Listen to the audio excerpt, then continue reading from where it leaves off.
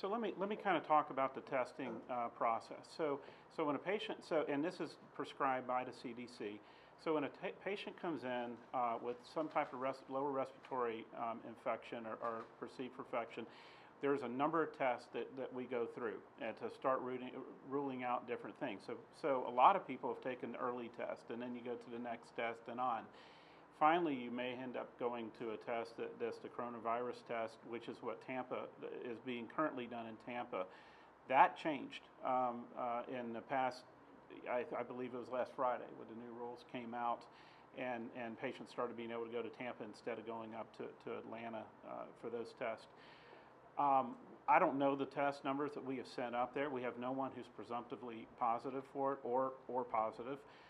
But I will tell you, our goal is to test more and more frequently. We talked about that earlier this morning with Congressman Buchanan and others at the state level, that we want to be able to test faster, test more frequently for coronavirus specifically, and have physicians be able to order those tests. So that's what we are encouraging the next set of rules to do, just to make sure that we have as many people gone through the process as possible. How are we going to get that accomplished? What do we have to do? I mean, they have rules now. What are you going to do to get this testing happen faster? I think our job is to continue to educate those at the national and the state and the local levels about what we see as the importance of that. And we're doing that right now. Is Sarasota Memorial capable of doing this testing? If you got the resources here, could you do the testing here? We would have to train our staff to do it, but we believe we could. Dr. Seaman, I'd look to you to say that for sure. Yeah, I think that the hospital certainly has the resources. The leadership is fully in support of this. As with all sort of medical testing, there's kits and devices that we would have to acquire, but the regulatory portion of that is what Congressman Buchanan is going to help with, but we are fully capable of meeting those challenges. As several of us have said, you know, this is a fluid situation, and we every day we meet and are updated daily and sometimes multiple times a day on how the evolution of the testing and the recommendations are flowing out of the CDC and other sort of thought-leading organizations in that regard.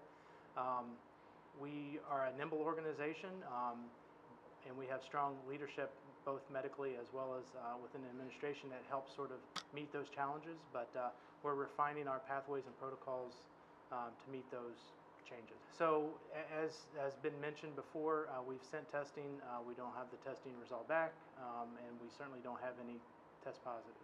How frustrating is that to get this forward? We've discussed that this morning because that is a pure bottleneck. Not having that test to be able to rule that patient out, remove them from the negative pressure room so as to allocate the resources in a different manner. It's very frustrating, and I think that is something that's going to change in the next 1 to 2 weeks as new testing methodologies and kits become available. The consequences of not testing more and quicker is that you could have some type of a patient who has not been identified and unintendedly spreads the virus, and it affects more people in the community. So the quicker we can identify who has it, quarantine them, treat them, and move on is the better. I talked to the gentleman running the health department yesterday for probably half hour, 45 minutes. He was at the meeting before this meeting for an hour. Seems very focused, very capable. My biggest thought is on this whole thing on testing. And I want to make sure we get quicker, faster, more reliable tests, because for something to hang out there for 3 or 4 days is not a good thing in my mind. And I think they've confirmed it with me. But we're involved. This is a team effort. All of us working together. It's a bipartisan effort. You'll see a big bipartisan vote this week, especially the Florida delegation.